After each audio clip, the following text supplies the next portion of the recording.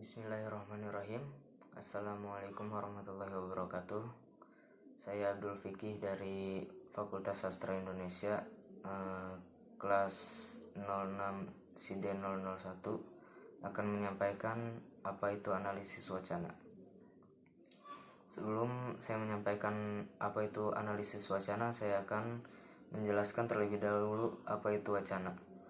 Wacana adalah satuan bahasa yang terlengkap di atas kalimat dan satuan gramatikal yang tertinggi dalam hierarki gramatikal. Sebagian suatu bahasa yang terlengkap, wacana mempunyai konsep, gagasan, pikiran atau ide yang dapat dipahami oleh pembaca dan pendengar. Sebagai satuan gramatikal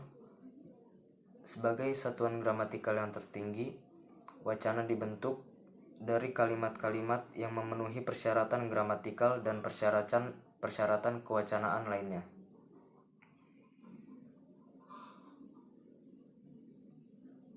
Persyaratan gramatikal dalam wacana ialah adanya wacana harus kohesif dan koherensif.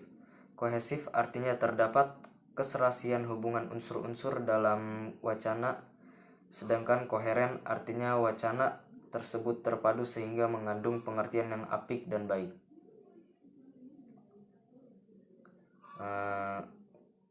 Kemudian adalah analisis wacana. Analisis wacana adalah studi tentang struktur pesan dalam suatu komunikasi atau telaah mengenai aneka fungsi atau pragmatik bahasa.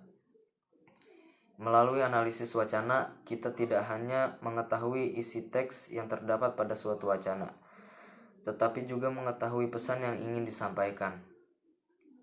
Mengapa harus disampaikan dan bagaimana pesan-pesan itu tersusun dan dipahami. Analisis wacana akan memungkinkan untuk memperhatikan motivasi yang tersembunyi di belakang sebuah teks atau di belakang pilihan metode penelitian tertentu untuk menafsirkan teks. Wacana dari jumlah penuturnya dibagi menjadi 3. Yang pertama monolog, dialog, dan polilog. Yang pertama adalah wacana monolog. Wacana monolog adalah wacana yang disampaikan oleh seorang diri tanpa melibatkan orang lain untuk ikut berpartisipasi secara langsung. Umumnya, wacana monolog tidak menghendaki dan tidak menyediakan alokasi waktu terhadap respon pendengar atau pembacanya. Wacana monolog bersifat searah dan termasuk komunikasi tidak interaktif atau non-interactive communication. Wacana monolog terjadi seperti pada orasi ilmiah, khotbah, dan penyampaian visi dan misi. Kemudian wacana dialog. Wacana dialog adalah percakapan yang dilakukan oleh dua orang secara langsung.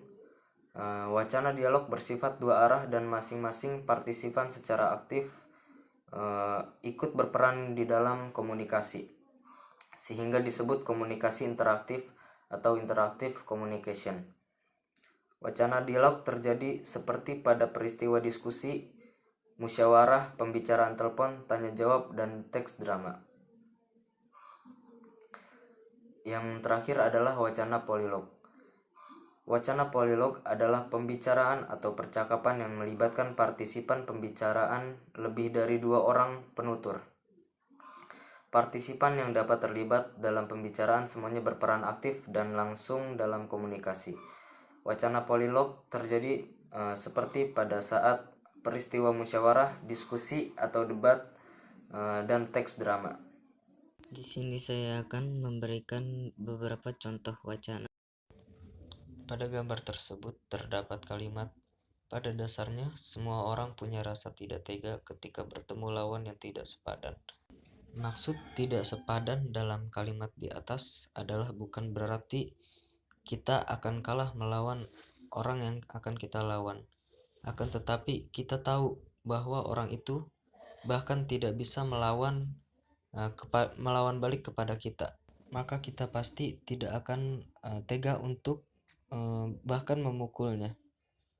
Karena pada konteks di atas, orang yang melawan kita adalah orang yang tidak mampu untuk melawan kita. Pada contoh berikutnya adalah kalimat tak enak badan. Ibu menangis sesegukan ketika tahu anak kecilnya buatkan makanan. Anaknya pun sampai tahan tangis. Konteksnya di sini adalah sang ibu sedang sakit. Menangis sesegukan di sini maksudnya adalah terharu karena anak kecilnya membuatkan makanan, bukan karena menangis untuk sesuatu hal yang menyedihkan. Sekian dari saya, kurang lebihnya mohon maaf. Wassalamualaikum warahmatullahi wabarakatuh.